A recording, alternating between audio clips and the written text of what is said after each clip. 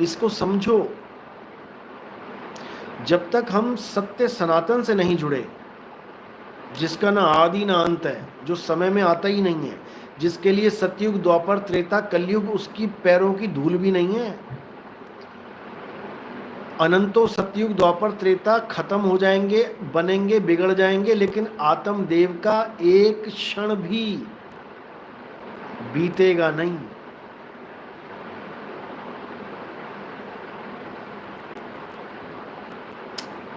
प्रदीप तिवारी, कौन सा गीता, यथार्थ गीता या श्रीमद् भागवत गीता?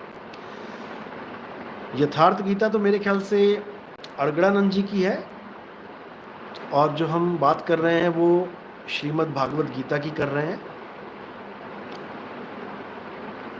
गीता आप टीका किसी ने भी किया हो, कोई दिक्कत नहीं है, क्योंकि 19-20 का फर्क हो सकता है, 19 और 190 का फर्क नहीं होगा। गोविंद प्रजापत, गुरुजी अध्याय 2 श्लोक 30 को समझाएं, जिसमें आप बोल रहे हो कि शरीर के अंदर बोला गया आत्मा को। देखो फिर समझ लो, गीता के अंदर दोनों का जिक्र है, जीवात्मा का और आत्म देव का। जब मैं केवल आत्मा शब्द बोलता हूं कि आत्मा आत्मा अचल है, तो समझ जाया करो कि इसी आत्मा को परम आत्मा कहते हैं। और जब मैं कहता हूं कि जीवात्मा, तो समझ जाया करो कि ये वो है जो आवागमन में फंसी हुई है, जो एक शरीर छोड़ के दूसरे को धारण कर रही है। दोनों में फर्क है।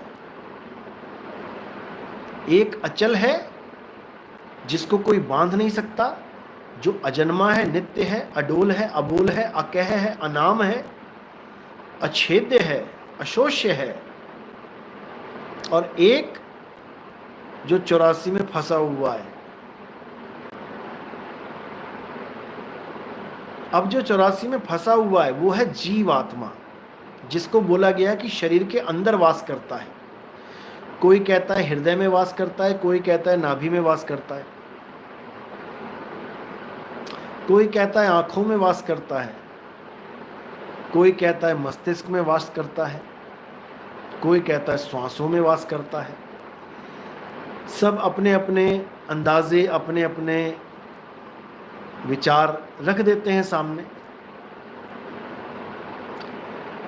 लेकिन असल में ये पूरी काया में अलग अलग स्थानों पे अलग अलग अवस्था में वास करता है, यही जीव।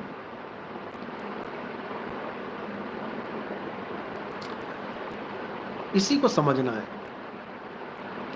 तो ये जीव जब गुरु की शरण में जाता है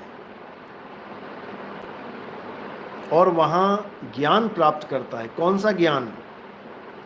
राधे राधे वाला ज्ञान नहीं चाहिए कि गुरुजी के पास गए, गुरुजी ने मंत्र पकड़ा दिए कि जपो बेटा राधे राधे राधे राधे। राधे राधे वाला ज्ञान नहीं चाहिए। ये तो मंत्र जाप है। ये तो बिना गुरु के पास गए भी तुम्हें पता ही है कि राधे राधे जपना है, राम राम जपना है। मुसलमान भाई है तो अल्लाहू अल्लाहू कर लेगा, सिख है तो वाहिगुरु वाहिगुरु कर लेगा। बात नामों की नहीं है कि नामों को जपना है, बात है आत्मज्ञान की। जीवात्मा को परमात्मा तक कैसे पहुंचाया जाए, यानी जीव अवस्था को खत्म करके कैसे आत्म अवस्था में स्थिर हुआ जाए, अचल हुआ जाए। और जैसे ही आत्म अवस्था में अचल हो जाएगा तो उसकी अवस्था परम हो जाएगी। परम पहले कौन सी अवस्था थी? भूल अवस्था, जीव अवस्था। अब कौन सी अवस्था मिल गई? अब परम। यानी पहले कौन सा शिष्य था? ऑर्डिनरी शिष्य। आम शिष्य, अब क्या बन गया? परम शिष्य। अब परम शिष्य बन गया, यानी परम बन गया, बाकियों से श्रेष्ठ। तो जीव अवस्था अज्ञान अवस्था है, और आत्म अवस्था जिसके लिए अध्याय 3 17वां श्लोक बोला गया कि हे अर्जुन, जो अपनी आत्मा में रमण करते हैं, जो अपनी आत्मा में संतुष्ट हैं, जो अपनी आत्मा में लीन हैं, अचल हो जाते हैं, जो उनके लिए कोई धार्मिक कर्म कर्तव्य लागू ही नहीं होता।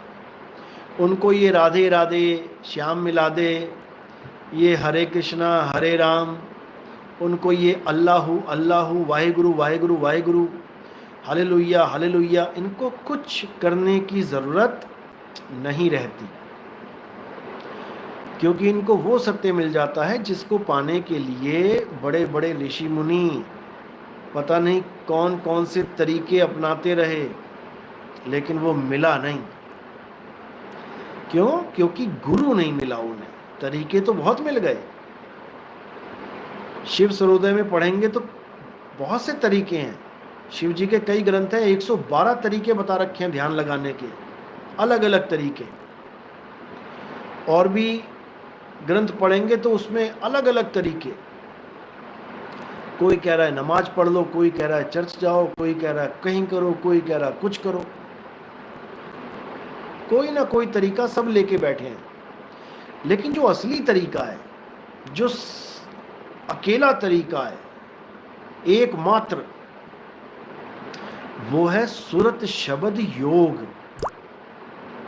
उसके अलावा कोई तरीका नहीं है।